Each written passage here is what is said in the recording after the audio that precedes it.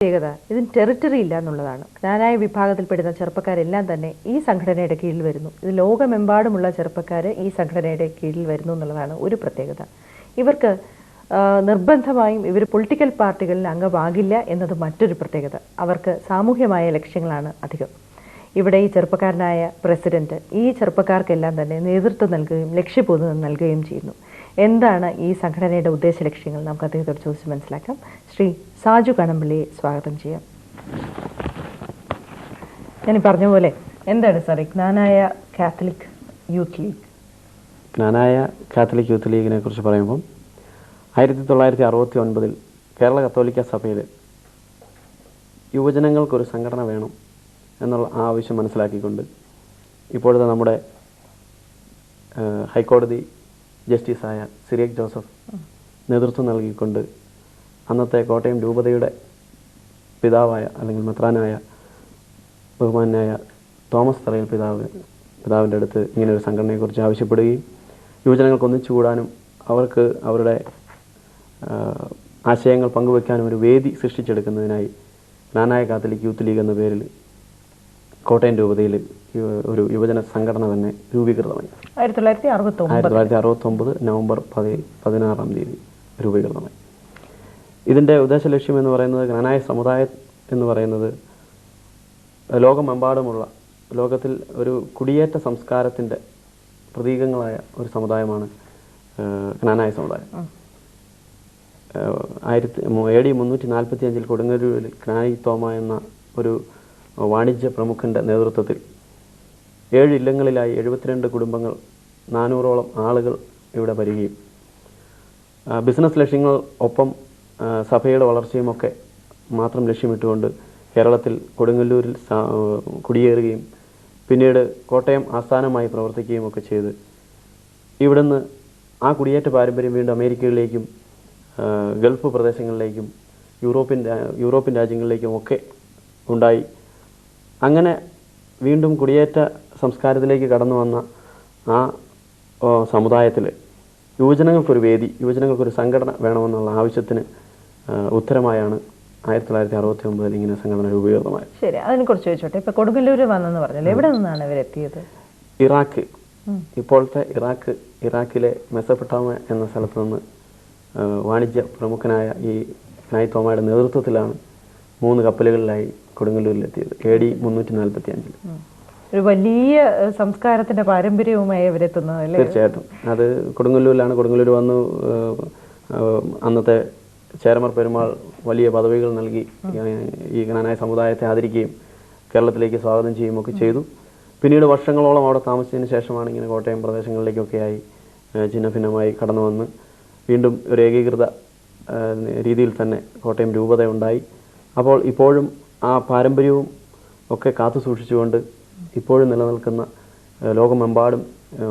ലോകമെമ്പാടുമുള്ള ജ്ഞാനായ സമുദായങ്ങൾ ഇപ്പോഴും പരസ്പരം ബന്ധപ്പെട്ട് നിൽക്കുന്നു എന്നുള്ളതാണ് ഇതിന്റെ പ്രത്യേകത. നമുക്ക് എല്ലാവർക്കും അറിയാവുന്നതാണ് മധ്യതിരാവിലെ ഏറ്റവും കൂടുതൽ സ്വാധീനമുള്ള ഒരു കമ്മ്യൂണിറ്റിയാണ് എന്ന് മാത്രമല്ല കേരളത്തിന്റെ സാമ്പത്തിക ഭദ്രതയ്ക്ക് ഒരു വലിയ കാര്യം ചെയ്യുന്നവരുമാണ്. അമേരിക്കയിലോട്ടും ഗൾഫിലോട്ടും ഒക്കെ കുടിയേറിയവരാണ് വാസ്തവത്തിൽ നമ്മുടെ ഒരു സാമ്പത്തിക സ്ഥിതി വളരെ നിലനിർത്തുന്നത്. എന്താണ് ഇപ്പോൾ എത്ര വർഷമായി താങ്കളിപ്പോൾ ഇതിന്റെ പ്രസിഡന്റ് ആയത്? ഞാൻ ഈ 2002 മാർച്ചിൽ നടന്ന തെരഞ്ഞെടുപ്പിലാണ് ഈ സംഘടനയുടെ പ്രസിഡന്റായി ചാർജ് എടുത്തിരിക്കുന്നത്. എത്ര വർഷമായിട്ട് ഈ സംഘടന പ്രവർത്തിക്കുന്നുണ്ട്? ഈ സംഘടനയിൽ ഏകദേശം ഞാൻ പഠനകാലം, അതായത് 10ാം ക്ലാസ് കഴിഞ്ഞ കാലഘട്ടം മുതൽ സംഘടനയിലെ പ്രവർത്തകനായി മാറി. പിന്നീട് എൻ്റെ പഠന ആവശ്യങ്ങൾക്കായി ബാംഗ്ലൂരിൽ ചെന്നപ്പോൾ ബാംഗ്ലൂരിൽ ഈ സംഘടനയുടെ ബാംഗ്ലൂർ റീജിയൻ അല്ലെങ്കിൽ ബാംഗ്ലൂരിലെ ആ സംഘടനയുടെ സെക്രട്ടറിയായി മാറി. തിരിച്ച് വീണ്ടും കേരളത്തിൽ വന്ന് 97 കാലഘട്ടത്തിൽ വളരെ ശക്തമായി പ്രവർത്തിക്കുവാനും ക്യാമ്പുകൾ അതുപോലെയുള്ള മറ്റ് എല്ലാ പ്രവർത്തനങ്ങളിലും വളരെ ശക്തമായി പ്രവർത്തിക്കാൻ സാധിച്ചതിൻ്റെ ഫലമായി 98 ഞാൻ ഈ സംഘടനയുടെ ഈ ലെവലിലുള്ള ട്രഷററായി. പിന്നീട് ആ 2 വർഷം വളരെ മനോഹരമായ പ്രവർത്തനങ്ങൾ കാഴ്ചവെച്ചു എന്നതിൻ്റെ ബോധ്യത്താലായിരിക്കാം വീണ്ടും സെക്രട്ടറിയായി എനിക്ക് ഈ സംഘടനയിലേക്ക് കടന്നു വരാൻ സാധിച്ചു.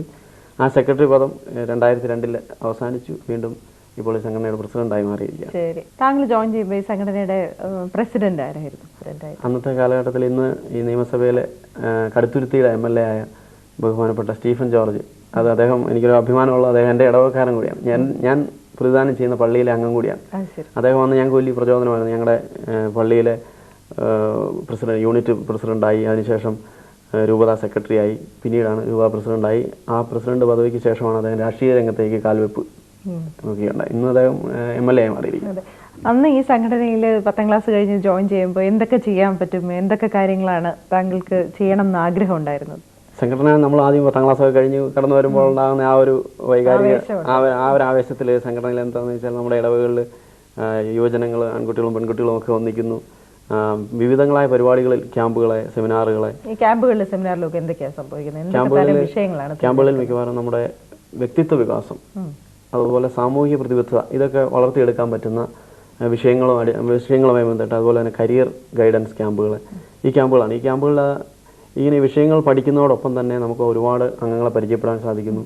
ഈ അംഗങ്ങൾ ആയിട്ടുള്ള ഒരു ഗെയിമുകളെ അല്ലെങ്കിൽ കളികളെ നമുക്കതുപോലെ നമ്മുടെ കലാരൂപങ്ങൾ വളർത്തിയെടുക്കാനുള്ള ആ ഒരു കഴിവുകളെ ഒക്കെ ലഭിക്കുന്ന ക്യാമ്പുകളിലൂടെയാണ്.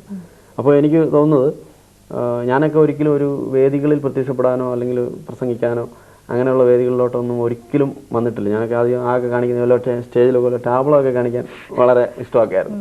അപ്പോൾ പിന്നീട് പ്രസംഗം അല്ലെങ്കിൽ പാട്ട് അങ്ങനെയൊക്കെയുള്ള ഘട്ടങ്ങളിലേക്ക് കടന്നു വരാൻ വളരെ മടിയുള്ള ആളാണ്. അത് മാറിയത് ശരിക്കും ക്യാമ്പുകളിൽ വന്നിട്ട് നമ്മൾ ഒന്നായി എല്ലാവരും കൂടെ ഒരു കുടുംബം പോലെ ആയി കഴിയുമ്പോൾ സ്റ്റേജിൽ എന്താ അവതരിപ്പിക്കാനും ധൈര്യമായി. അങ്ങനെ ഒരു ഇത് വളർത്തിയെടുക്കാനായിട്ട് എല്ലാ അംഗങ്ങൾക്കും സാധിക്കുന്നു. ശരിക്കും ഇന്നൊരു നേതാവാകുമ്പോൾ തിരിഞ്ഞു നോക്കുമ്പോൾ ഈ ഒരു ക്യാമ്പുകളാണ് തീർച്ചയായിട്ടും അത് ഏറ്റവും വലിയ അടിസ്ഥാന കാരണം എനിക്ക് തോന്നുന്നത്. ക്യാമ്പുകളെ ഇപ്പൊ ഇതിന് ടെറിട്ടറിയില്ലല്ലോ, ലോകമെമ്പാടുള്ള ആൾക്കാരെ പരിചയപ്പെടാൻ സാധിക്കും. കാരണം അന്നൊക്കെ നമുക്ക് ചിലപ്പോൾ ലോകമെമ്പാടുള്ള മലയാളികളെ ജ്ഞാനായ സമുദായ അംഗങ്ങളെ മലയാളികളാണെന്നില്ല, എല്ലാവരും മലയാളികളും. ചിലപ്പോൾ ഇപ്പോൾ ഈ അമേരിക്കയിലൊക്കെ ചെന്ന് ഒരു തലമുറയൊക്കെ കഴിഞ്ഞവർ മിക്കവാറും ഇംഗ്ലീഷ് ആയിരിക്കും എപ്പോഴും പ്രിഫർ ചെയ്യുന്നതെങ്കിലും മലയാളം പറഞ്ഞാൽ അവർക്ക് മനസ്സിലാവും. അപ്പോൾ അങ്ങനെയുള്ളവർ ഇന്റർനാഷണൽ ക്യാമ്പുകൾ ചിലപ്പോൾ സംഘടിപ്പിക്കാറുണ്ടായിരുന്നു പഴയ കാലങ്ങളിൽ, ഇപ്പോഴും ഒക്കെ തുടർന്നുകൊണ്ടിരിക്കുന്നത്. അപ്പോൾ ഇന്റർനാഷണൽ ക്യാമ്പ്, താങ്കളുടെ ആദ്യത്തെ ഇന്റർനാഷണൽ ക്യാമ്പ് നമുക്കതൊന്ന് ഓർക്കാം. ആദ്യത്തെ ഇന്റർനാഷണൽ ക്യാമ്പ് ചൈതന്യ ഭാഷ സെന്റർ എന്ന് പറയുന്ന കോട്ടയത്തെ ഞങ്ങളുടെ ഒരു ആസ്ഥാനം, അവിടെ വെച്ചാണ്. അപ്പോൾ അന്ന് അമേരിക്കയിൽ നിന്നും അല്ലെങ്കിൽ അന്ന് കുവൈറ്റ് അങ്ങനെയുള്ള ഗൾഫ് മേഖലകളിലൊക്കെ ഉള്ള ചെറുപ്പക്കാരും, അതുപോലെ ബാംഗ്ലൂർ, ഡൽഹി അങ്ങനെയൊക്കെ ഉള്ള ചെറുപ്പക്കാർ ഇതിനകത്തേക്ക് കടന്നു വരികയും, അപ്പോൾ അവർ വ്യത്യസ്തമായ ഒരു സംസ്കാരം, അമേരിക്ക എന്നൊക്കെ വരുന്ന ഒരു വ്യത്യസ്തമായ ഒരു സംസ്കാരത്തിൽ നിന്ന് വന്നപ്പോഴത്തേക്കും നമ്മുടെ ഇവിടെയുള്ള കുട്ടികളും ഞാനൊക്കെ ആവേശത്തോടു കൂടി ഈ ക്യാമ്പിൽ പങ്കെടുക്കും, നമുക്ക് എല്ലാവരും പരിചയപ്പെടാമെന്നുള്ള ആ ഒരു ആഗ്രഹത്തിൽ ചെല്ലുകയാണ്. അപ്പോൾ അന്നുണ്ടായ ആ എക്സ്പീരിയൻസ് ഷെയറിംഗ് എന്ന് പറയുന്നത് ഭയങ്കര ബന്ധം. ഇന്നും അവരുമൊക്കെയായി നമ്മൾ ചിലപ്പോൾ ഇമെയിലൊക്കെ ബന്ധങ്ങൾ പുലർത്തുന്നുണ്ട്. പ്രത്യേകിച്ച് ഇപ്പം പ്രസിഡൻ്റൊക്കെ ആയപ്പോൾ അവർ പ്രത്യേകിച്ച് നമ്മളെ കോംപ്ലിമെൻ്റ് ചെയ്യും, അങ്ങനെയുള്ള അവസരങ്ങളിൽ അവരുമായിട്ട് ഇപ്പോഴും ബന്ധം തുടർന്നുകൊണ്ടിരിക്കുക.